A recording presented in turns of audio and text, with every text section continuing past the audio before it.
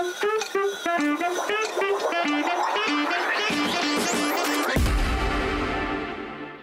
pessoal! Antes de começar nosso episódio, eu queria agradecer a todos vocês que estão inscritos no canal, que nos seguem nas redes sociais, que estão acompanhando semanalmente. Fazemos tudo isso com muito amor e carinho e o apoio de vocês faz toda a diferença. Aliás, sem vocês, nada disso é possível. Então, muito obrigada para quem já é inscrito. E se você ainda não está inscrito, é só clicar aqui no botão embaixo e tocar o sininho para receber as notificações. Bora pro episódio? Bem-vindos ao Unboxing, o podcast que convida você a explorar a caixinha de surpresas que é a vida, desembalando narrativas únicas e perspectivas fascinantes nas histórias que moldam nossas trajetórias. Aqui teremos a oportunidade de sentar com um convidado a cada semana para falar sobre como as nossas jornadas vão muito além do que os olhos veem. Eu sou sua host, Elisa Leão, curiosa por desvendar o extraordinário do ordinário, apaixonada por expandir horizontes e desafiar perspectivas. É o meu prazer em trazer esses papos para o seu dia, porque todos nós somos muito mais do que uma caixinha só. Eu não vou nem fazer mistério dessa vez, porque para a semana do Dia da Mulher não tinha como chamar outra pessoa para vir para o unboxing. A nossa convidada de hoje é simplesmente a mulher que me pôs no mundo. Ela é empreendedora, ativista, esposa, mãezona, decoradora e, além de tudo isso, é a pessoa mais amada do planeta, porque onde ela passa, ela tem amigos e ela sempre se diverte muito com tudo que ela faz. Para mim, ela é uma leoa, para vocês é a icônica Titina Leão. Mami, bem-vinda ao unboxing! Ai, que legal!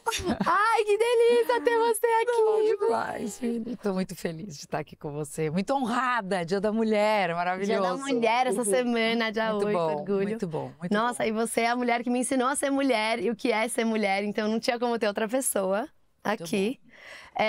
E assim, você sempre tá por trás das câmeras no unboxing, em todas as gravações, eu tive que te puxar pra frente, porque eu tô muito animada, Mami. Eu tô muito feliz de estar aqui, muito honrada, muito legal. Que bom. Muito bom.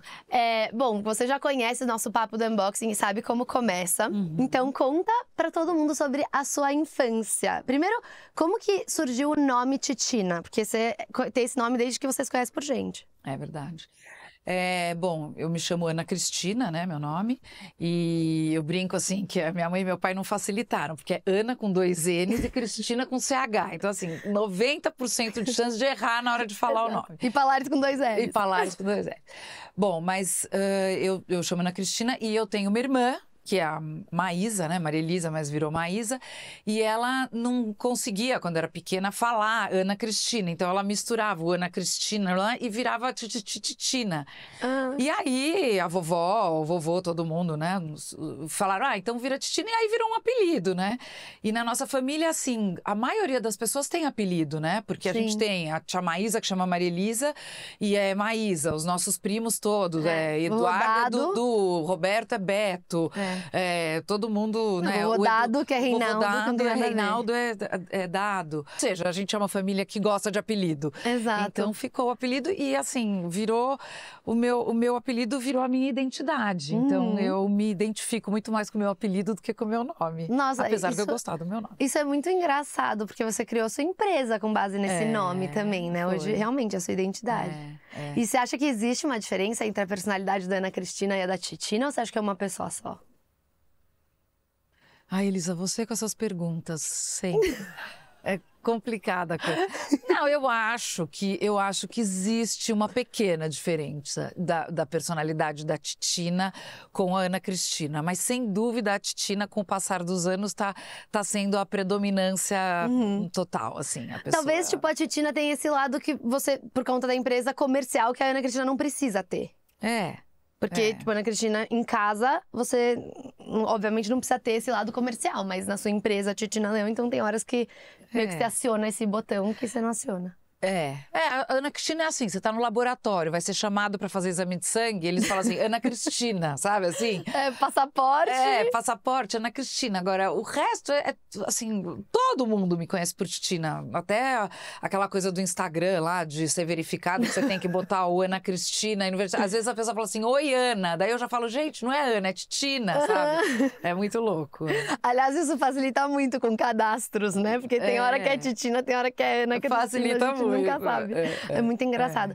E pra quem não sabe, a sua mãe, ou seja, a minha avó, né, mãe da minha mãe, é italiana. É italiana. Então, isso é muito forte na nossa família, né? Porque, Muito. assim, a gente tem uma família super que adora estar junto, todo mundo é mega unido, almoços, todo mundo fala alto, aquela coisa, aquela confusione. E você sentiu, quando você estava crescendo, uma diferença entre, tipo, você ir na casa das suas amigas que tinham pais brasileiros e a sua por causa disso? Mais que isso, é assim, a minha família... Bom, falando aí do que você tinha comentado da infância, né? Realmente a minha infância foi uma infância muito familiar. A gente sempre foi uma família muito unida em termos de avós, de primos. Os primos foram criados como irmãos, literalmente. Muito convívio. E assim, existia uma diferença cultural entre a família da minha mãe, que era italiana, mas não era o italiano de falar alto, assim, era um italiano animado, era um italiano muito carinhoso, muito acolhedor. E a família do meu pai, que era uma família, uma família brasileira, minha avó Carmen era Barbosa de Oliveira, então uma coisa mais tradicional, quatrocentona, aquela coisa, era aquela avó que também era muito acolhedora, mas era diferente estar na família do nono e da nona e estar na família da vovó Carmen, né? Apesar deles, vovó Carmen, nono e nona, se darem super bem, então era diferente, mas foi uma família foi uma infância muito acolhedora, muito acolhedora. E vocês têm muitas memórias, assim, né, de sítio e tal. Você sempre estava com natureza, tipo, acho que o vovô até hoje, assim, né, ele é super envolvido com natureza. E isso é uma coisa muito presente na sua vida, né? Você sempre amou? Sempre. Eu nasci indo sempre para o sítio dos meus avós, né? Todo final de semana a gente morava em São Paulo, mas ia todo final de semana. E eu, além de ir, eu adorava a coisa do contato com os animais, o contato com a natureza, a coisa de ser meio molecona, sabe? De subir em árvore. Nossa, subir em árvore, andar a cavalo, ir em cachoeira. Assim, essa coisa da natureza sempre alimentou muito, assim, a minha vida. E com prazer, uma delícia. Sempre gostei muito. E acho que isso influenciou o que você queria ser quando você crescesse. Acho que as pessoas não sabem disso. Eu queria ser. Eu até assisti o episódio do Anderson, ele também queria ser veterinário. Exato! Eu falei, gente, ele queria ser a mesma coisa que eu. Você queria ser veterinária? Eu queria muito ser veterinária. Assim, eu tinha, quando eu era criança, tinha um programa que tinha Elsa a Leoa, né? Porque, né, aquela época... Mãe, eu sou Elisa Leão. Elsa Leoa. E assim, era um programa família que morava na África, eu acho. Então tinha a coisa da... Eu lembro que eu pegava as revistas, recortava. Eu amava aquela coisa do bicho, do cuidar do animal. Sempre me condoí muito quando eu vi o sofrimento. Queria ser veterinária, não fui, mas queria. Legal, mas isso a gente vai falar mais pra frente, que na verdade é seu trabalho de alma que você fala, né? Mas você sempre foi muito empreendedora, né? Como é que foi essa coisa da sua carreira, assim, da parte profissional? Porque decoradora de evento, acho que é uma profissão que a pessoa fala, nossa, como é que você chegou aí, né? Olha, eu sempre fui muito empreendedora mesmo. Assim, eu vejo com 14 anos de idade, eu comecei a vender Natura, né? No bairro, para as amigas da minha mãe, para amigas da ginástica. E eu fui a que mais vendeu da região, que tinha umas representantes masters, né? E elas tinham as vendedoras embaixo delas, eu era uma delas. E eu lembro até que me chamaram na Avenida Brasil, tinha uma casa linda da Natura e fizeram era uma homenagem, assim, como se fosse como a gente fala, uma plenária, vai? E aí tinha essa coisa que chamavam as que mais vendiam. E eu era, imagina, uma fedelha de 14 anos, fui lá, oi, eu vendi mais que todo mundo. E eu adorava isso, eu sempre gostei muito eu nunca tive, assim, essa coisa do constrangimento, da vergonha, de chegar com a sacola, sabe? Oi, e depois, quando eu fiz faculdade, eu tinha uma confecção, né? Que também teve um pouco isso, que o meu pai, e a minha mãe, eles sempre incentivaram a gente a empreender, né? Então, eles viabilizaram essas coisas. Então, eu tinha essa confecção, que era uma confecção de meia malha, moletom e cotton lycra. E a gente está falando de quase 40 anos atrás, né? Então, assim, a gente não tinha essa abertura do mercado de importação, Sim, que depois do governo Collor, que foi que ele fez, assim, uma das coisas, legais, assim, que ele fez, foi que ele abriu a importação. Então, a gente não tinha nada. Eu lembro que eu tinha tenho um tio queridíssimo, tio Chico, que ele viajava muito a trabalho, e ele trazia latinha de Coca-Cola cheia pra gente tomar. Nossa. Então, eu, Ana Paula, minha prima, a gente ficava tomando Coca-Cola na latinha. A gente falava, gente, não tinha essas coisas, né? O Brasil tinha uma limitação de importação na época. E aí, por que eu tô falando isso? Porque essa confecção, a gente começou a produzir coisas muito legais que não tinham. E eu vendia, eu fazia FAAP, era assim, sacola na mão. Eu ia, nossa, todo mundo, a camiseta gola semi-olímpica, a camiseta olímpica. Era que muito delícia. boa a malha, era muito legal. A gente fez um trabalho super bom quando a gente tinha confecção. Então, assim, eu sempre olhei muito para esse lado com prazer. E uma coisa que, para mim, sempre foi o que me regeu e me rege é o contato com o ser humano, né? Então, para mim, assim, eu não funcionaria nunca sendo empreendedora, mas atrás de uma mesa de computador. Fazendo planilha! Fazendo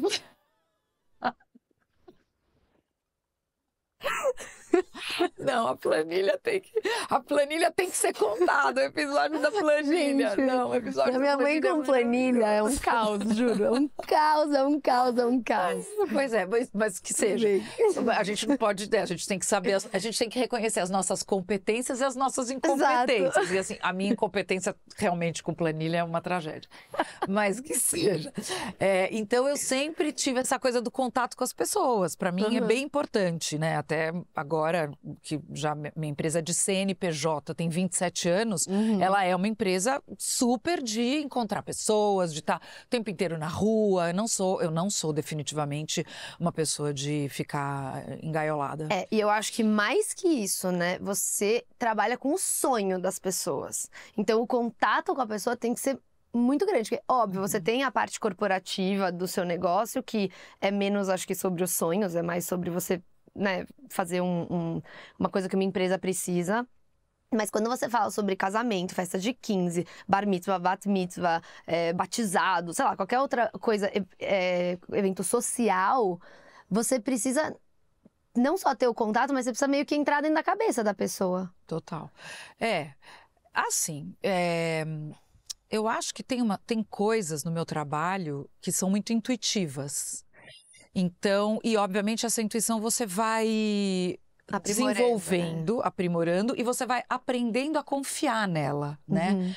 Então, tanto no corporativo, o corporativo também ele tem menos o sonho que está dentro de uma cabeça só, mas ele tem a necessidade que está dentro de, às vezes, várias cabeças, né? Porque às vezes, por exemplo, o corporativo, quando ele vai lançar um produto, não necessariamente ele tem que estar, esse produto tem que estar, vamos dizer assim, é um perfume floral. Não necessariamente o assertivo disso seja você fazer uma parede floral e o perfume lá no meio e as pessoas entram. Às vezes, a pessoa que cuida, você sabe melhor do que ninguém, mas a pessoa que cuida do branding, ou a pessoa que cuida da identidade visual, fala, olha, tudo que a gente não quer é que você coloque a flor. A gente quer uma coisa seca, a gente vai usar uma identidade olfativa. Então, assim, essa parte é também entrar dentro. Total. Você precisa entender, ou seja, quando você faz uma reunião de briefing no corporativo, você precisa entender muito bem o que está por trás da cabeça e a expectativa das pessoas, né? E às vezes no corporativo é até um pouco mais difícil até você entender, porque depois que você entende vai, mas até você entender porque exatamente são muitas cabeças, existem mudanças no meio do caminho, às vezes vem coisas de fora, não é só o núcleo de São Paulo, às vezes vem núcleo fora do Brasil ou fora do estado, né? Então você precisa entender isso para conseguir colocar no projeto. E, de novo, né, é uma coisa muito louca isso, porque boas ideias todo mundo tem. Sim. Mas eu acho que o grande pulo do gato é você conseguir ter uma boa ideia e você conseguir fazer essa boa ideia ser materializada. Total. Porque às vezes você fala assim, não, vai ficar lindo, a gente vai pendurar todo esse aéreo de ponta cabeça, vai ficar maravilhoso. Você chega no local, não tem estrutura aérea e não tem como colocar. Então você fala, putz, era lindo, mas não funciona. É, execução. Execução, né? Então, assim, para você o projeto ser lindo, ele precisa ser aprovado com a execução junto. Total, óbvio. Né? Claro, tem uns perrenguinhos, não, conserta, puxa, faz uma estrutura de box truss que vai funcionar o aéreo. Tem soluções que às vezes você coloca, mas você precisa muito entender como você vai viabilizar isso, né? Total. Não, maravilhoso. Eu acho que isso é uma coisa que você aprendeu fazendo o seu trabalho, né? Não teve ninguém que falou, faz essa faculdade para você aprender as coisas, até porque o mundo de eventos é muito dinâmico, cada hora tem uma coisa nova que surge, que facilita, que não facilita, tecnologias, painéis que você pode usar que dão efeitos de outras coisas. Então, assim, como é que foi o seu começo? E hoje, como eu acho que vale super contar isso, porque assim, eu poderia ter feito, por exemplo, uma faculdade direto de cenografia e tá ligada mais a teatro, e eu poderia estar com alguns facilitadores. Mas a minha vida não rumou dessa maneira, né? Então, assim, vai fazer um breve resumo. A minha vida, no primeiro momento eu queria ser veterinária, prestei para fazer faculdade de veterinária, não entrei e acabei entrando. Nunca fui uma aluna brilhante, então acho que isso também atrapalhou um pouco nessa coisa de vestibular, que aqui no Brasil tem isso. Acabei indo para uma faculdade de administração de empresa, que é uma coisa mais abrangente. E eu me identifiquei com muitas coisas dentro da administração, né? Eu acho tudo é negócio. Tudo é negócio. Acho que teve assim, matérias em que eu brilhei demais, assim, por incrível que pareça, eu era ótima em estatística, apesar da... Que incrível que pareça. Apesar da planilha. Por quê? Não, porque estatística, né? É número, é conta. Pois é, não tinha nem computador na época que eu fiz faculdade. Nossa Senhora. Mas assim, eu me identifiquei muito com algumas matérias e eu uso até hoje coisas que eu aprendi, sabe? Às vezes, assim, coisas de negociação, coisas de fluxo de caixa. Claro, não sou eu que cuido de financeiro na minha empresa, mas a gente tem noções que são coisas que vêm da faculdade, tudo bem. Sim. Mas que seja, acabei fazendo uma faculdade de administração de empresa, mas eu sempre amei a coisa do belo. E não era um belo, assim, de estar sempre assim, não, tá sempre de blazerzinho, uma florzinha Chanel. Não era esse belo. Eu sempre admirei muito a natureza, eu sempre admirei muito, assim, eu lembro da FAP, eu sentava lá naquela escada, tem uns vidrões, eu olhava e eu falava assim, nossa, se eu fosse fotógrafa, eu queria fazer um trabalho só de troncos de árvore. Quer dizer, nesse meu momento, eu estava observando a beleza da natureza ao desenvolver um tronco de um pau-ferro. Aquela coisa que vem, daí ela abre, se ramifica. Então, sabe, esse respeito à natureza que eu sempre tive, né? E aí, depois que eu me formei em administração de empresa, tive essa confecção que eu comecei, no começo da faculdade eu comecei a desenvolver a confecção, a vovó Ana trabalhava comigo, e a tia Maísa também era meio familiar a coisa, porque a tia Maísa, minha irmã, tinha uma loja em Avaré, que é onde ela morava, super legal, num shoppingzinho de Avaré, e ela tinha uma marca, então ela vendia muito para pessoas que tinham aquele ramo de cavalo, né, que montava cavalo. Aí, a gente, com a coisa da confecção, eu desenvolvi muito essa coisa da venda. Então, era reunião com empresas, era reunião com compradores, porque a gente tinha uma lojinha de fábrica, mas o que a gente mais vendia era encomendas. Então, por exemplo, a Sidewalk era a nossa cliente. Entendi. Era o maior orgulho. A gente tinha todos o canguruzinho que ela fazia, né? A gente tinha a Lúcia Veríssimo, que era uma artista que também tinha uma loja super bacana. O Clube Pinheiros era nosso cliente, a gente fazia os uniformes. Legal. Então, assim, uma série de contatos comerciais que exercitavam esse trabalho de venda, né? Tinha um pouco de criatividade, mas a nossa confecção não era uma confecção de criatividade. Mas aí, voltando um pouco para a história de sempre apreciar o belo, apesar da confecção, eu adorava, assim, comprava mexerica.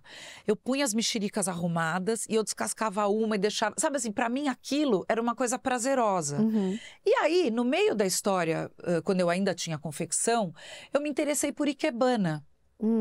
O Ikebana para quem não sabe, é uma arte floral, mas ela vem por trás de uma filosofia de respeito à natureza e respeito a tudo que você toca do arranjo que você está fazendo. É asiático, né? Japonês, ele é japonês, ele é da igreja messiânica. Então, assim, é muito legal porque antes de você começar a fazer um arranjo, você declara um poema. Ai, que então, lindo. tem vários compositores, esse que eu até lembro de cor, que é o Mokichi Okada. Então, assim, tinha uma poesia super bonita. Então, nessa poesia, ele reverencia a beleza da flor. Quando eu a fixo compenetrado, sinto quão profundas são as bênçãos de Deus. Ai, que legal. É lindo. Você tá assim, totalmente... Cara, tô mexendo numa flor, ela é fruto de uma ação divina, né? Assim, para ela tá bonita aqui. E é muito legal, porque quando você monta o Ikebana, você tem a terra, o sol e a lua. Então, tem toda uma proporção. Essa proporção também vai de acordo com a proporção do vaso que você está montando. E quando você faz um Ikebana, tem uma coisa que o local de trabalho seu tem que estar extremamente limpo. De novo, um respeito à natureza. Você fala assim, é como quando você vai comer, né? Você fala, puxa, obrigada, alimento, por você estar me alimentando. Obrigada, sei lá, para quem come um animal, né? Por ter dado a vida. Obrigada por você ter tido uma vida digna e estar oferecendo a sua vida para... Então, assim, eu sempre tive muito, muito essa coisa, até na família brincavam, me chamavam de Flora Própolis, né? Aquela uma figura que era uma personagem de alguma novela, não sei, que era uma pessoa toda flora e própolis por causa da abelha, né? Então eu sempre admirei muito isso. Quando eu acabei entrando no Ikebana e veio o bendito do plano Collor e a confecção, a gente teve que fazer uma junta familiar e resolvemos fechar a confecção. Exatamente porque abriu a importação, os preços não eram mais competitivos, o nosso tamanho não era um tamanho nem pequenininho e nem gigante, então não comportava mais, anyway, não funcionava mais, a gente fechou. Quando a gente fechou essa confecção, eu com a minha... Assim, eu sou uma pessoa impossível de ficar parada, você sabe melhor do que ninguém isso. Sim, uma coisa que precisa falar sobre isso. O quê? Gente, a minha mãe é tão impossível de ficar parada que na pandemia ela resolveu, trancada dentro de casa, pintar a máquina de lavar roupa. Secar a roupa. De secar a roupa. Caramba. Ficou mesmo. Ai, Porque ela realmente não conseguia ficar parada. Ela pintou. Imagina, trabalha com evento. Nossa, na pandemia foi um caos. A pandemia para quem foi trabalha, muito complicado. Pra quem trabalha com evento. Mas assim, essa pessoa realmente não consegue ficar parada. Pois é, daí, bom, não, e também de uma coisa, né? Eu não gosto de ficar parada e eu precisava trabalhar, porque todo mundo, a gente vive do trabalho. Então eu precisava dos recursos financeiros do trabalho que a confecção tinha parado de me dar. E aí, com essa história do Ikebana, tinha uma professora muito querida e ela levantava muito a minha bola. Então ela falava, nossa, como você tem jeito, puxa, que coisa, como você...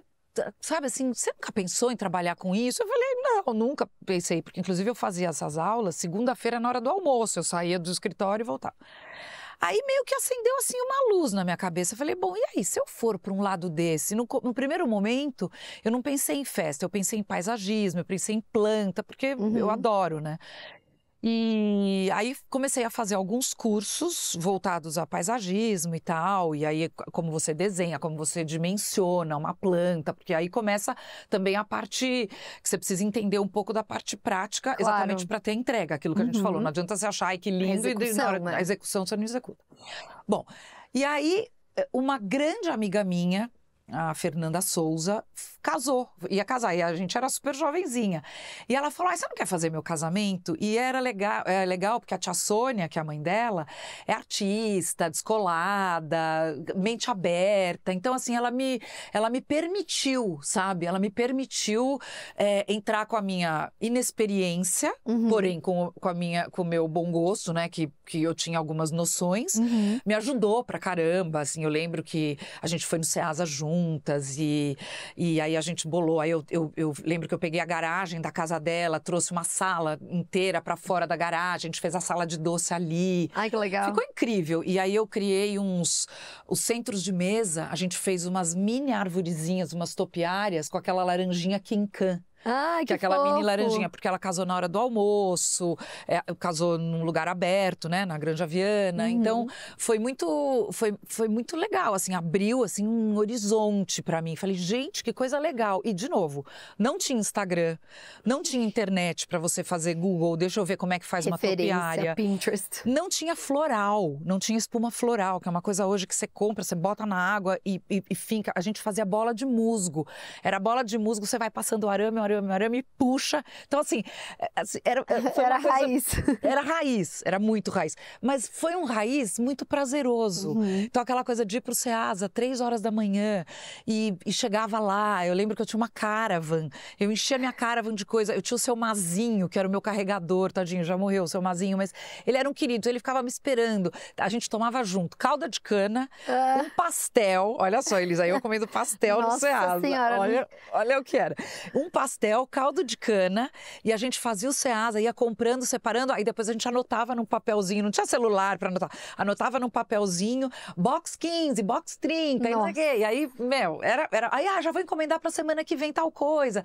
Aí eu comecei também a fazer algumas manutenções de flor, então eu fiz manutenção no Lotel, que era um hotel na Alameda Campinas, super elitizado, então a gente fazia os arranjos de todos os quartos, e fazia os arranjos do hotel como um todo, lobby.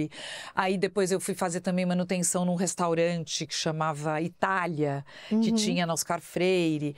Depois fui fazer manutenção num cartório, que era um cartório muito legal na Rua Augusta, que o dono, o Dr. Francisco, era muito apreciador, assim, de flores. Ele gostava daquele impecável, então a gente trocava. Eu fui grávida de você fazer manutenção nesse cartório até o 9º mês. E eu lembro que o porteiro, que a gente, né, se encontrava sempre, quando eu falei, olha, agora eu vou ficar uns meses sem vir, vai vir uma funcionária minha.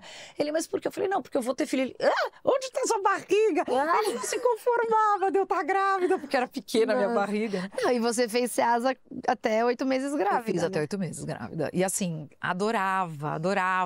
Tomava meu caldo de cana, você foi criada no caldo de cana. O pastel deu uma diminuída, mas o caldo de cana eu tomava. Aí comia bolinho, tomava... Era muito legal. Esse mundo do Ceasa, da madrugada, é um mundo, assim, muito legal. É um mundo muito vivo, muito legal. Posso falar, um programa, meu, pra quem nunca foi. Super! Pega um amigo, uma amiga e vai pro Ceasa 3 horas da manhã. Sai da balada, vai no Ceasa. Aliás, eu já fiz isso. É muito legal, Ceasa. É um programa bacana. Que legal. E aí, e eu acho que também tem uma coisa muito... assim, enriquecedora de você ter feito, assim, esse começo bem raiz da sua empresa e do começo de tudo, porque eu acho que traz um contato muito forte com o seu trabalho, né? Porque não é, assim, óbvio, a gente tem que se adaptar às realidades que existem. Então, hoje existe o Pinterest, existe a inteligência artificial, existe um monte de coisa que facilitam uma série de coisas, mas eu acho que é sempre bom a gente não se entregar 100% à tecnologia e se manter no pé no chão, dia a dia, porque isso traz um quê? Porque no fim você está trabalhando com pessoas, né? É o sonho de alguém que você está realizando, então... E é louco porque, por exemplo, eu concordo perfeitamente com isso, porque eu acho que o Pinterest, o Instagram, o Facebook, a gente nem usa mais tanto o Face, mas assim, todas essas referências que chegam mais rápido pra gente hoje, né? Elas se adequam a algumas pessoas, mas a outras não. Tem gente que fala, tá, tudo bem, sei lá, o Dolce & Gabbana ou alguém fez um desfile assim, então vamos fazer isso. E tem gente que fala, não, eu quero uma coisa diferente, né? E eu sempre digo, eu nunca estudei tanto na minha vida como eu estudo desde que eu abri a minha empresa. É um estudo, assim, constante. É um estudo de aprimoramento, é um estudo de você tá com a sua cabeça aberta, você tá... porque quem trabalha com decoração não pode ter aresta. Você não pode falar, isso é feio, isso é brega, isso é cafona, isso usa, isso não usa. Pelo menos no meu mundo não existe isso. Eu acho que assim, se chegar uma pessoa para mim e falar, olha, eu quero uma festa, sei lá, de purpurinas com plumas, com bolas e rosas. Tá, se você colocar tudo isso, de repente você fala assim, gente, Não mas conversa. vai ficar over, não conversa, vai ficar cafona, vai ficar... Ou não. Depende da forma que você faz, entendeu? Tá. Então, assim, você pode falar assim, olha, eu quero fazer uma festa chiquérrima com cara de inferninho. Você pode. Sim. Você não, o que você não... Na minha opinião, a minha profissão, ela não permite você falar, ai, não, isso não pega bem. Ai, aquilo não pega... Eu acho que tudo pega bem. Se você estiver dentro de um contexto, se for autêntico, se representar você, eu acho que tá tudo certo. Exato. Né? Eu acho que tem... Até o Anderson falou isso no episódio da semana passada, que foi...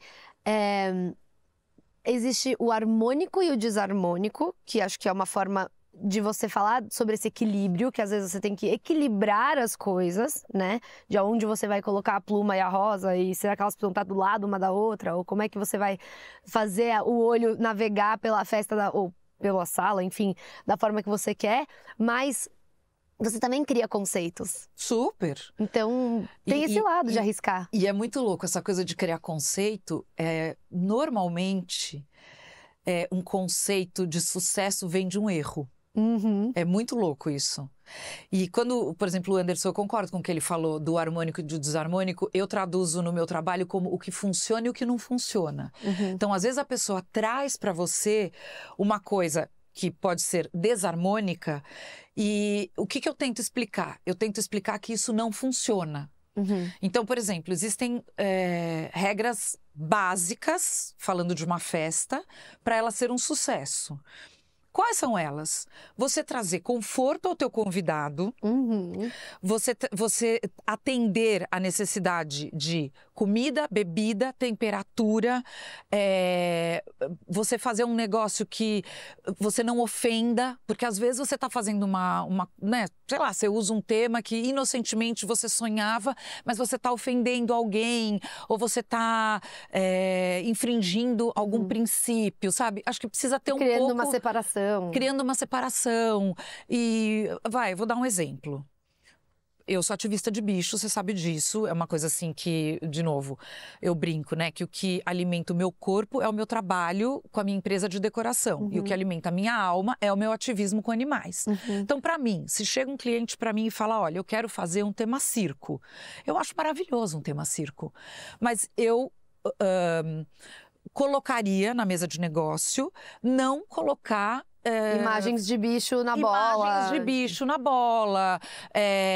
Não colocar animais vivos de verdade. Não, porque, por de incrível Deus. que pareça, existem pessoas que querem, que falam assim, não, mas calma, é a arara que tá lá, ela já tá acostumada. Então, assim, não, gente, não é assim. Então, assim, são coisas que eu acho que passam uma linha de princípios. Que não valores é bacana. Seus, exato. Meus e assim, né? Exato. Eu sendo ativista, eu acho, gente, é meu e é de todo mundo, por favor. É isso. Isso é indiscutível. Total. Né? Total. E eu acho que isso é uma coisa muito, muito legal, porque criar conceito, ou essa coisa de que funciona ou não funciona, não significa que você não pode arriscar.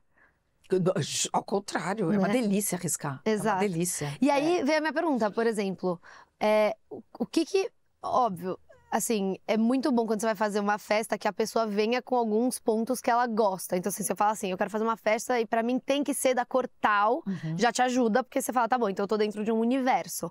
Versus se eu falo assim, eu quero, que nem quando eu fiz minha festa de 15, que eu falei pra você que eu só queria um lugar de tijolo. E azul. Foi. Tipo, o que é mais gostoso de trabalhar? Quando a pessoa vem com um monte de referência, mas também isso pode te travar? Ou quando a pessoa te dá um brief super vago e você sente que se a pessoa for aberta à sua criação, porque não adianta a pessoa ser vaga e aí quando você vem com as ideias, ela começa a falar não pra tudo, né? Tem uma coisa muito legal que eu aprendi uma vez com um psiquiatra, né? Eu tive uma fase na minha vida que eu tive uma síndrome do pânico muito forte, né? Você sabe.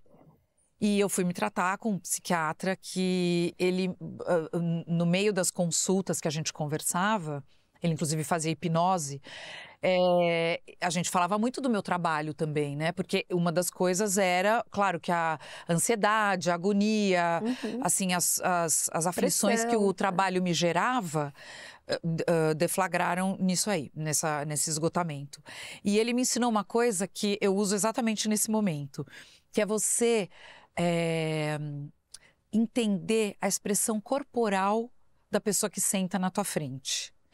Então, por exemplo, a pessoa pode sim chegar com uma pasta de referências, saber exatamente o que ela quer, exatamente o que ela não quer, mas a expressão corporal dela te diz outra coisa.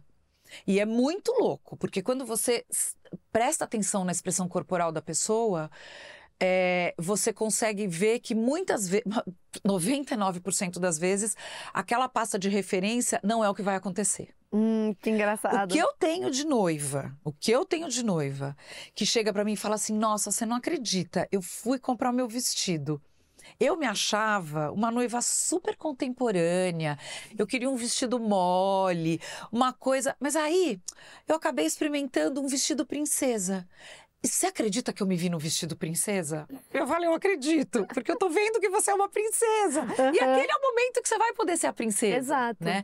Então, o Dr. Passos, querido, que Deus o tenha, ele me ensinou isso. E a mesma coisa funciona quando a pessoa te chega com uma página em branco.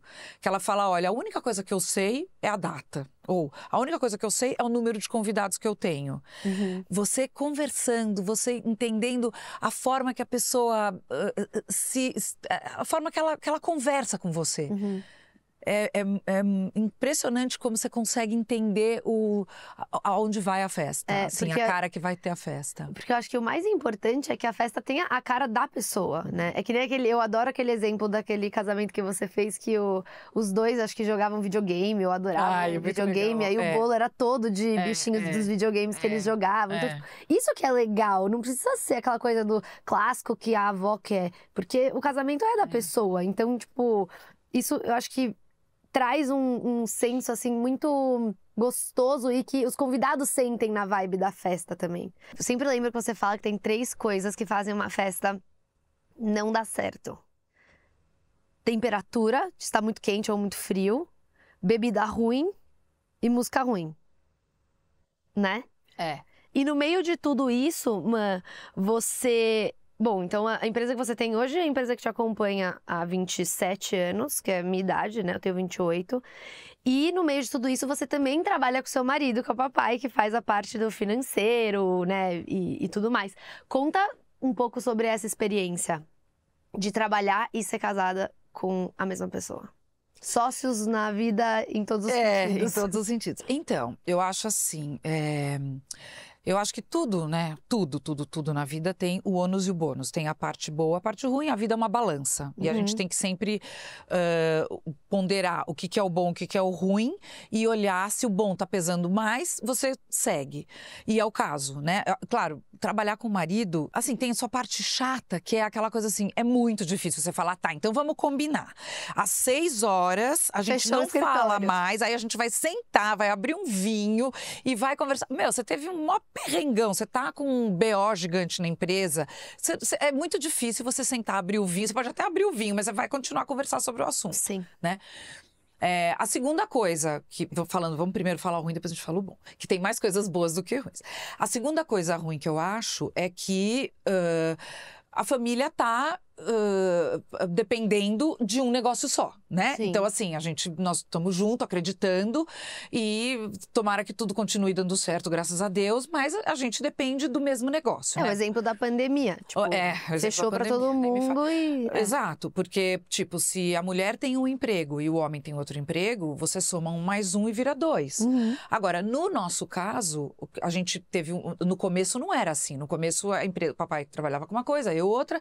E quando a empresa realmente começou a dar certo, a funcionar, essa parte financeira e administrativa era uma parte muito delicada, né?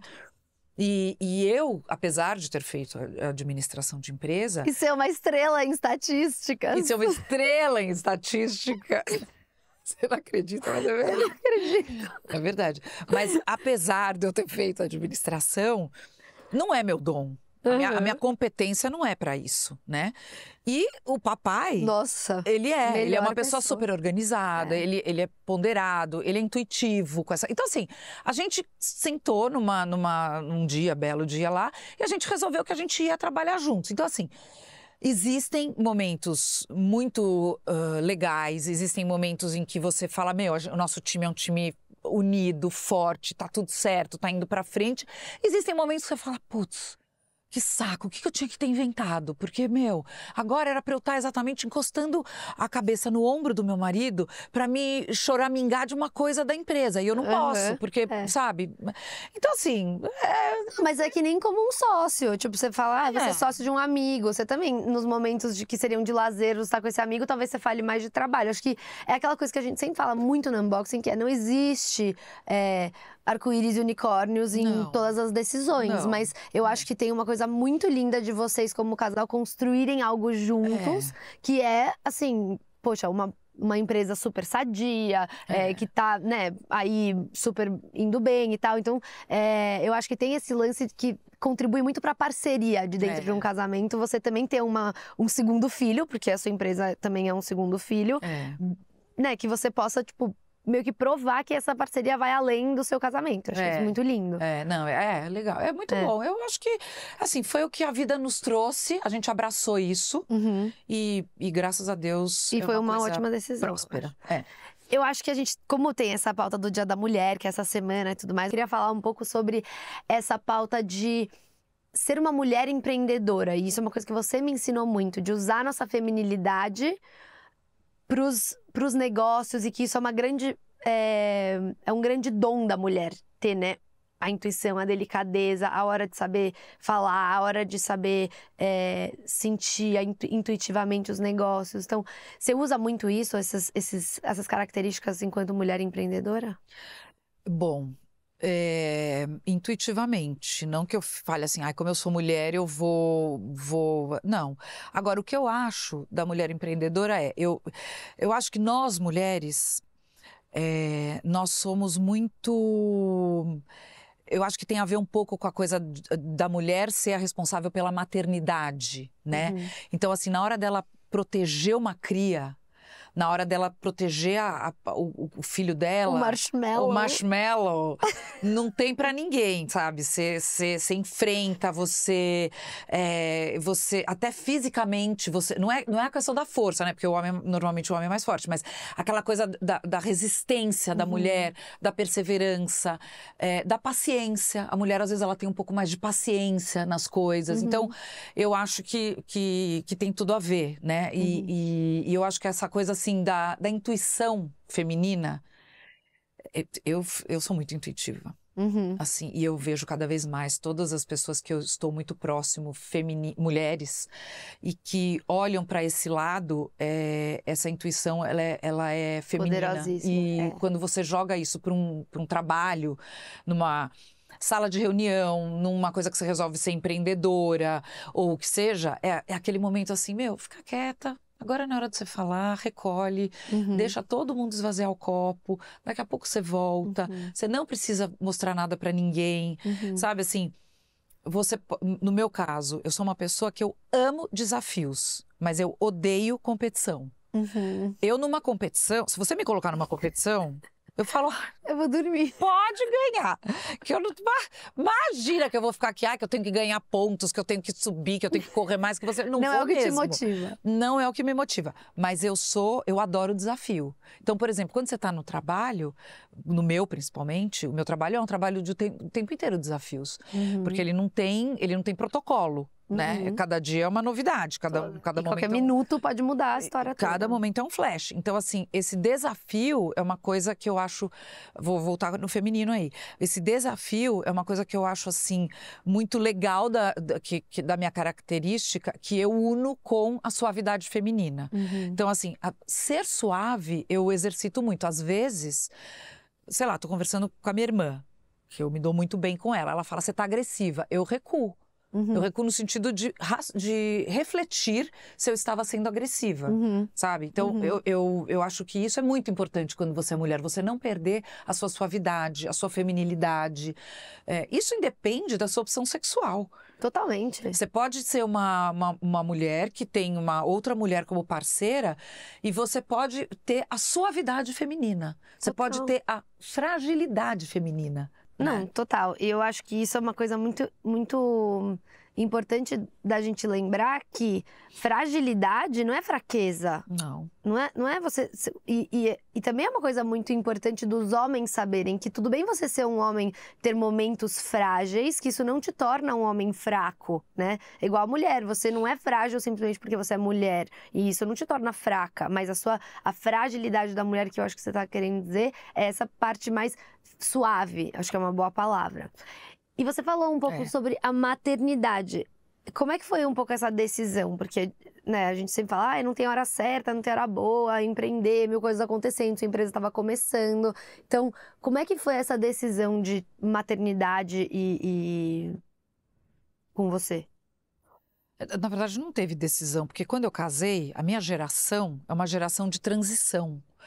Então, assim, a geração que vem antes minha, que é a da minha mãe, é uma geração que não tinha opção. A mulher casava, ela podia trabalhar como a minha mãe trabalhou a vida inteira, que ela dava aula de inglês, né, a vovó Ana, mas era muito difícil você ter uma executiva, era muito difícil, né? Então, assim, você não tinha muito opção. Você casava, você tinha filho, você era a dona de casa e às vezes você tinha alguns trabalhos pontuais, mas era o homem que era o provedor, era o homem que ia para fora trabalhar e trazia de volta, era ele que mandava na casa. E a minha geração, que eu tenho hoje 57 anos, é uma geração que foi uma transição.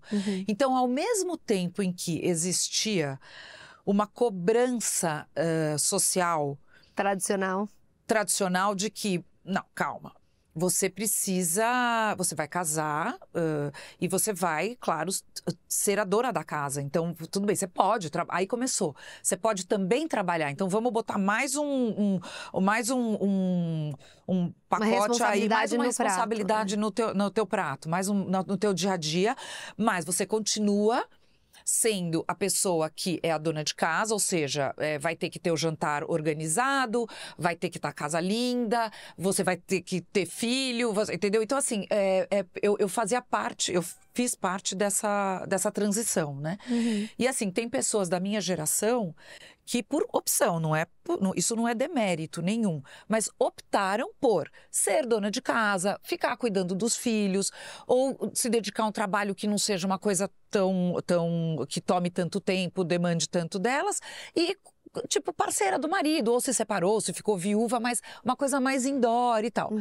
No meu caso, eu queria ter filhos, mas não é uma coisa que eu falava assim, não, então eu vou me programar.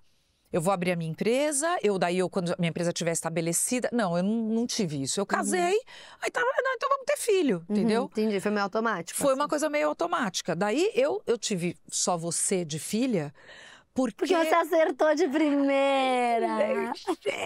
Não, claro que eu acertei de primeira, não tenha dúvida disso. Você sabe disso, que você é uma filha muito maravilhosa. Eu tenho que, assim, só agradecer a Deus a filha que eu tenho.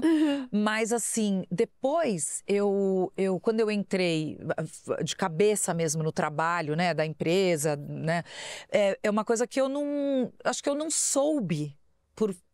Por alguma razão de falha minha, não sei, mas eu não soube administrar no sentido de, então eu vou conseguir trabalhar cuidar do jeito da minha que eu filha, trabalho, cuidar da casa, cuidar e ter mais um marido. filho, entendeu? Então, foi isso. E é bastante coisa, é um prato cheio, então assim, entendi. E que dica você daria para uma mãe de primeira viagem hoje? Ai, carrega no colo, põe pra dormir na cama, dá a chupeta. Não fica com aquele papo de, não tá na hora de comer, não tá na hora disso, não tá na... Sabe, leva leve. Eu diria isso. A gente fica muito cheio de regras. Eu era a rainha da regra. Aff, Maria. Deus preserve. Qual foi, assim, o maior desafio da maternidade especificamente? Foi conciliar o trabalho com você. Eu fiquei muito dividida. Porque também evento você trabalhava final de semana, né? Então também tinha isso. Até na época da escola tinha essa coisa de que... Eu fiquei muito... Eu me senti muito... Por muito tempo eu me senti muito culpada, você sabe disso. Mas você já tá libertada disso. Eu me libertei, mas assim, não foi fácil. E eu sempre, quando eu converso com alguém que tá... que a gente brinca, né? Nasce uma mãe, nasce uma culpada, né? Tem isso, né? A mãe, ela carrega muita culpa porque você tem o teu instinto maternal que faz com que você queira estar grudada na tua cria e, ao mesmo tempo, quando você precisa ou quando você quer, né? Às vezes não é só necessidade, às vezes é o teu... Você quer continuar seu trabalho, sua carreira, a maternidade, ela precisa ser administrada, não dá para ser full time. Então... até porque é químico, né? Essa coisa de você querer estar junto com o seu filho, né? Tem toda a história do puerpério, né? Então, você tem que, assim, administrar. E eu acho que por isso também é muito importante uma rede de apoio, né? Você ter, tipo, pessoas em volta de você que estão ajudando. Você ter seu marido, você ter minha tia, minha avó, todo mundo se ajudava, uma a outra. Pessoas importantes, ou creches, escolinhas, que hoje em dia tem maravilhosas, tudo, assim. É muito importante, porque isso faz com que você não se frustre. Porque é aquela coisa, se você se frustra porque você abriu mão do seu trabalho e você tá full time com seu filho, você acaba cobrando isso do seu filho de alguma maneira. Com falta de paciência, você não tá dando a qualidade para ele. Subconscientemente. E se ao contrário, você também não performa no trabalho, porque você tá culpado. Então, assim, você tem que encontrar esse equilíbrio. Tem que ter um equilíbrio, como tudo na vida. Tudo na vida. E, obviamente, eu acho que eu também te desafiei no sentido de que eu morei muitos anos fora, né? Óbvio que eu já era quase adulta quando eu fui, mas como foi, assim, acho que é legal também contar da sua experiência como uma mãe de filha única, porque todo mundo, sem exceção, que eu falo que eu morei 10 anos nos Estados Unidos, fala, meu Deus, filha única, e sua mãe?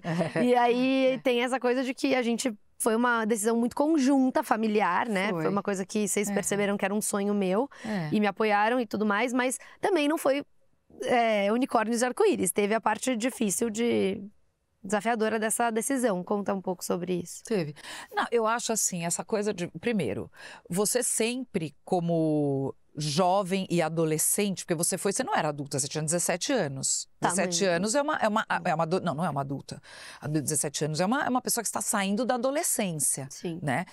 Você sempre nos deu provas de que a gente poderia estar tranquilos com você. Porque quando você tem um filho mais rebelde, um filho que não tá tão, assim, tá mais perdidão, todo mundo se acha na vida. Às vezes a pessoa tá lá, ai meu Deus, o meu tá perdido, calma, ele vai se achar, não se preocupa. É fase. Tem pessoas que se acham mais cedo, tem pessoas que se acham... Então, assim, nesse aspecto você nos tranquilizou muito. A segunda coisa é que a gente não pode negar que hoje o mundo é pequeno. Então, hoje você tem recursos de um FaceTime, mesmo assim, precisou, apertou. Você estava a 9 horas de avião daqui. Então, assim, a gente tinha esse consolo, vamos dizer assim, que ajudava e nos dava uma certa tranquilidade. E, sem contar que o primeiro ano que você foi, eu fui 8 vezes para lá. Gente, a minha mãe foi 8 vezes. Então, assim, isso ajudou pra caramba. Tipo assim, um semestre da faculdade deve ter 8 meses de semestre e 2 de férias, sei lá. E minha mãe tava lá todos os meses. Todos os meses não, eu pulei alguns, mas assim, eu fui bastante porque eu queria. E assim, de verdade, eu acho que tem coisas quando você é mãe que você aprende a acreditar nessa intuição, numa coisinha que te chama. E é melhor você falar, o doutor Horácio, seu pediatra, ele falava, eu prefiro falar para você, você foi uma mãe zelosa e trouxe aqui sem necessidade, do que te perguntar por que você não trouxe. Porque aí a bomba estourou. Exato. E é a mesma coisa. Então, assim, dava aquela coisinha, eu falava, não, eu preciso ir, e eu administrei dessa maneira. E deu certo, né? Exato, deu certo. E assim, também, quando a gente fala, ela foi 8 vezes, parece que era aquela coisa de, ai meu Deus, vou lá que nem a Gilmore Girls que dormiu no mesmo quarto que ela na faculdade. Não era assim. Não. Era super gostoso, era viagem e tal, mas assim, foi me visitar várias vezes e foi muito bom até pra mim, porque também foi aquela coisa que meio que passou o bastão de uma forma... ponderada. Não foi aquela coisa de tipo, agora você tá sozinha no mundo, vai, tchau, não liga mais pra gente, sabe? Que eu sei porque fiz faculdade com muitas pessoas que se sentiram assim. Que tem...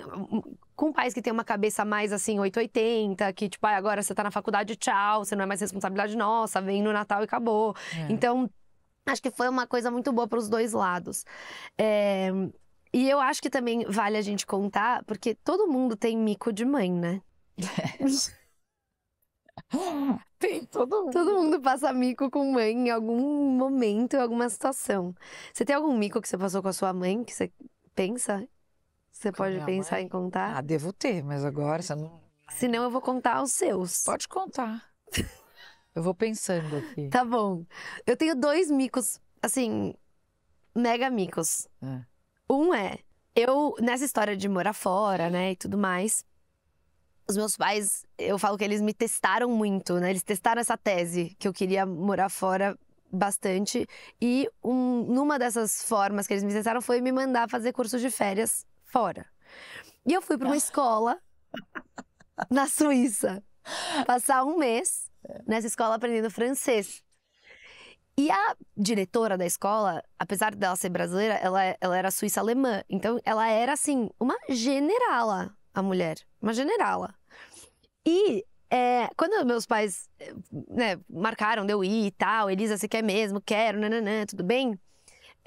Eles ligaram pra essa diretora, conheceram que era brasileira e nananã, tudo bem. Parênteses, não tinha WhatsApp, não tinha Facebook, não tinha nada. Instagram, não tinha Snapchat, não tinha nada. Não tinha nem smartphone, a gente tinha Nextel. A forma que você se comunicava, como que era mesmo?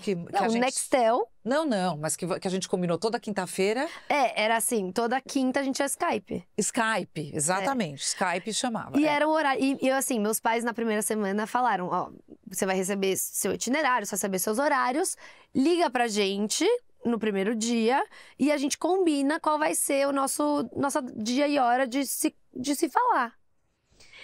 Bom, eu sei que eu tava, gente, no céu, assim, fazendo amigos e assim, a gente era uma cidadezinha muito pequena, então a gente tinha muita liberdade, podia ir pra cidadezinha sozinha, podia fazer um monte de coisa e tal, nananã, e tinha atividade o dia inteiro, esporte, blá, blá, blá. E eu não liguei pra minha mãe, simplesmente ignorei esse combinado. E na minha cabeça, tipo, ela sabe que eu tô num colégio internato, tipo, não tem pra o que acontecer comigo aqui dentro. Mas, óbvio, eu também tava me divertindo e escolhi me divertir versus cumprir o combinado com os meus pais. E aí eu tô jantando. Na faculdade, na escola a gente jantava cedo e tal, porque à noite escurecia tarde, então eles deixavam a gente pra fazer, sei lá, atividades, enfim. E anunciam no alto-falante: Elisa Leão, por favor, comparecer à diretoria. E eu já fui tremendo na base porque eu tinha roubado a senha do Wi-Fi. Porque, gente, a escola era muito generala. Desligavam o Wi-Fi depois das 8 horas da noite, porque era tipo, você tem que dormir, não tem que ficar no computador. E eu roubei a senha do Wi-Fi dos professores e eu usava pra assistir, tipo, sei lá, High School Musical, tipo, vídeo no YouTube, sei lá o que era. Mas enfim, eu roubei a senha do Wi-Fi e eu já falei, meu Deus, vão me mandar pro Brasil de volta, vou ser deportado. Porque eu roubei a senha do Wi-Fi, E eu cheguei lá na diretoria e tava minha mãe no telefone. Gente, parecia... Sabe aquela cena do Harry Potter que ele leva uns berros lá da mãe? Que a carta fala berrando na orelha dele? Foi tipo isso. Como assim? Você ignorou que era pra você me ligar, não sei o que. Nossa, você tava muito brava. Eu sou brava, né? Não, você não é brava, mas você ficou brava esse dia. Eu fiquei furiosa. E o segundo mico foi quando a gente tava indo viajar pra Turquia. E a gente foi na loja das Havaianas. E a minha mãe vira pro vendedor e fala: moço, eu tô indo viajar e eu queria uma Havaiana bem erótica. Mas assim, sabe aquelas bem eróticas? Gente, exótica. E eu do lado dela, querendo me enfiar num buraco, que ela até a China. E o homem assim, como assim? Ah, lógico, exótica. Esse dia foi engraçado também. Eu troquei. Acho que esses foram 2 micos que eu passei com você que foram engraçados. É. Bom, estamos chegando aqui na reta final. como você já conhece o unboxing. Eu vou deixar aqui a nossa rede social, @unboxingpodcast, para Instagram, TikTok, YouTube. Se inscreve no canal, é muito importante. Vai no Spotify também, dá o follow por lá. A gente adora fazer esses papos todos os dias e esse simples clique ajuda muito. E, Mami, põe suas redes para as pessoas te seguirem também. Eu sou a pessoa mais fácil de ser achada. Tudo meu é Titina Leão. Então é @Titina Leão. Exato. E aí vocês podem ter todas as informações de eventos e tal no Instagram e tudo mais. Antes da gente continuar, eu queria falar um pouquinho mais sobre o seu trabalho de alma, que é o dos bichos, que eu acho que vale muito a pena a gente conversar sobre. Você sempre foi ligada com isso, mas acho que... E tem a sua ídola, né? Que é a Jane Goodall, que você quer ser ela. Eu queria ser Jane, if you're watching. Nossa. My mom is your fan. Conta um pouco como funciona o seu trabalho, como que você chegou no Safari, que é onde você trabalha principalmente hoje, mas também tem o Santuário de Elefantes, que você trabalhou um tempão, então conta um pouco disso. Bom, eu sempre adorei animais, natureza, aquela coisa toda que a gente já falou.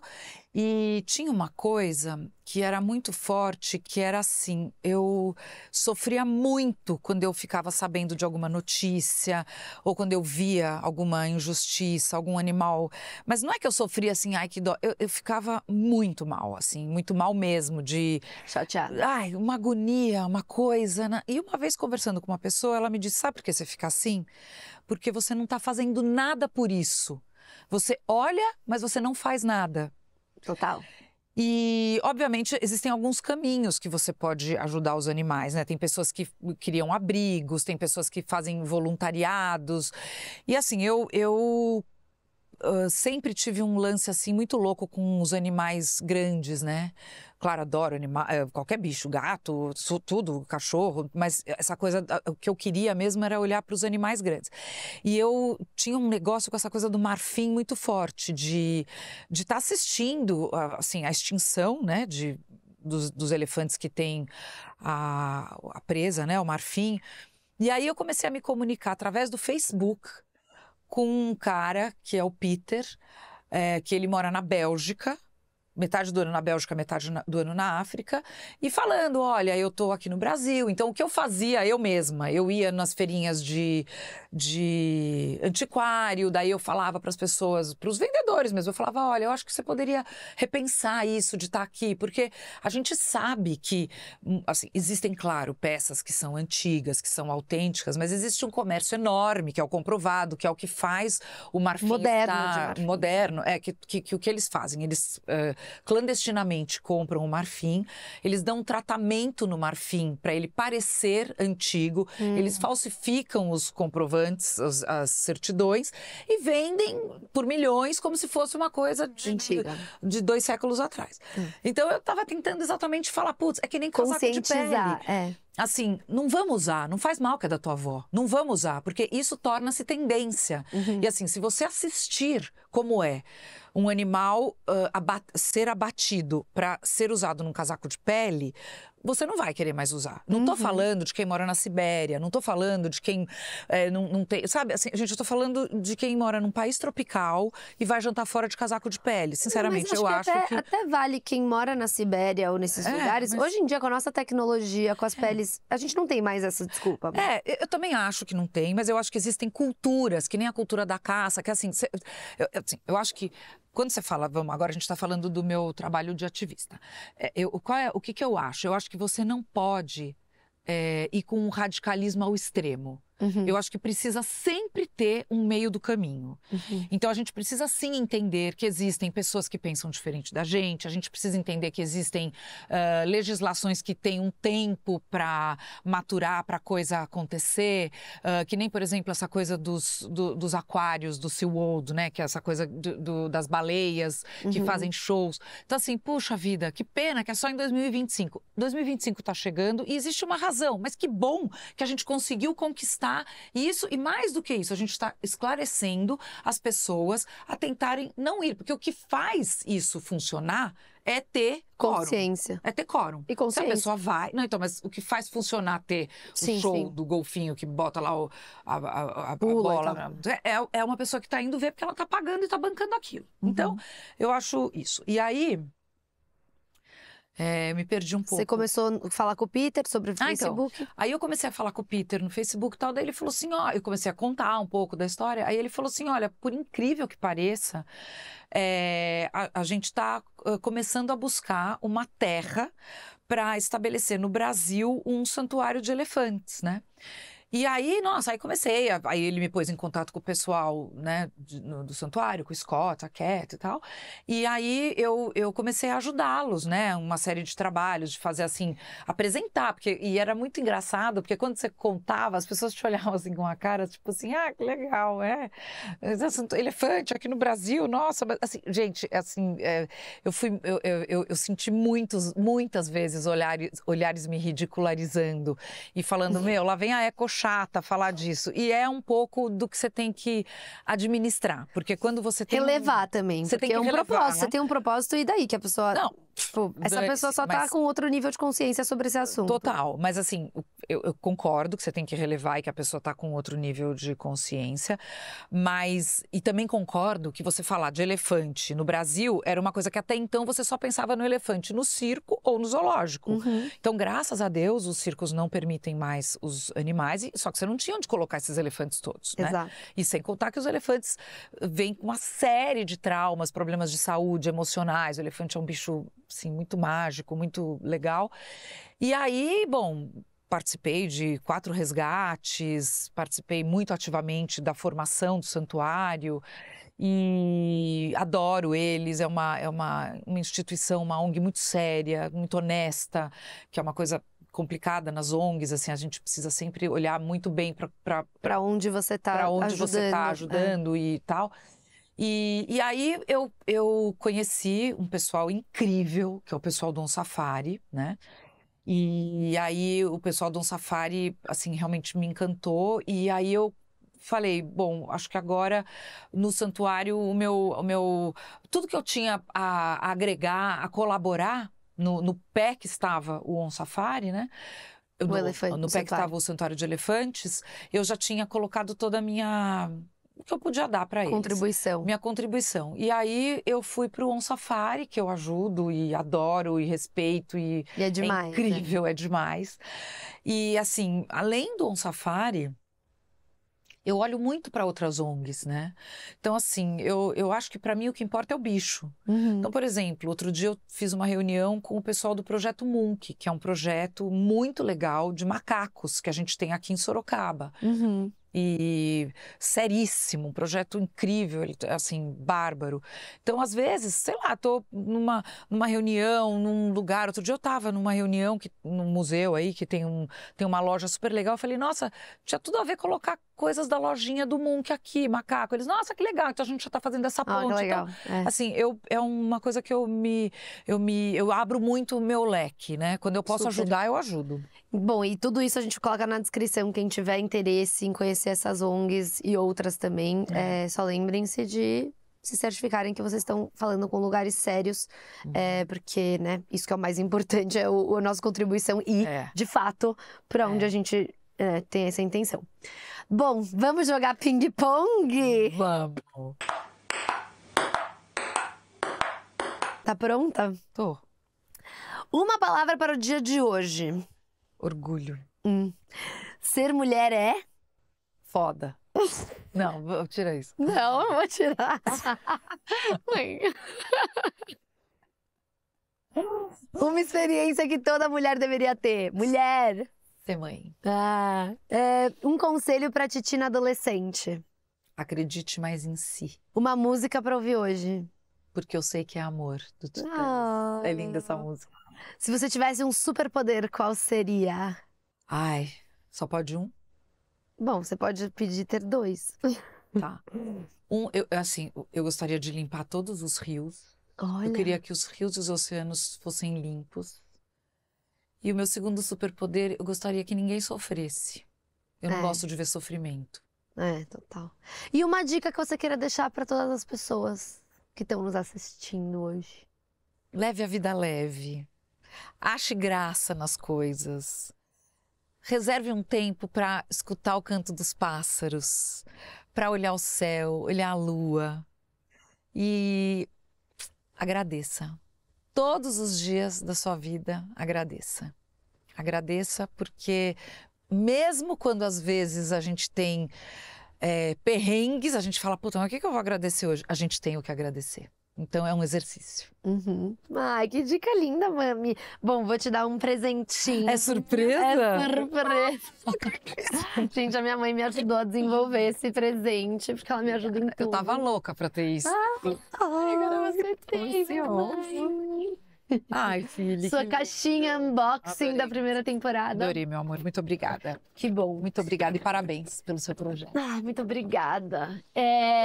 Bom, agora chegou a hora H dos oráculos e das cartas. Nossa, bruxinha. Eu quero essa. Puxa a sua carta. Qual que Vou é? botar meu óculos, peraí. Olha, gratidão. Olha, A minha foi dica. agradecer. Ai, esse oráculo, eu, hein, credo. Eu, hein, credo, que delícia. Celebrar cada momento. Celebrar o que se conquistou e o que não se conquistou. Celebrar o que se tem e o que se quer. Celebrar quem somos. Celebrar a vida. Celebrar. É uma bela forma de se agradecer. Ai, que lindo. Vou puxar uma Nossa, que também. louco, hein? Esse oráculo, ele sempre é doidinho. Nossa Senhora. Eu quero essa carta que tá escondidinha aqui. Ah, paciência. Você tirou também já a paciência? Tirei, acho que uma vez tirei. Entender que tudo tem seu tempo, que tudo vem a seu tempo. Dar o tempo necessário para crescer, brotar, florescer. Aceitar o ciclo da vida, respeitar o fluxo do tempo, observar o tempo passar, esperar o tempo certo para plantar, para colher, para agir, para seguir, para aprender. E é uma florzinha. Ai, que lindo. Ai, que fofo, amei. Muito bom. E para vocês que ficaram com a gente até aqui, muito obrigada, um beijo e até semana que vem.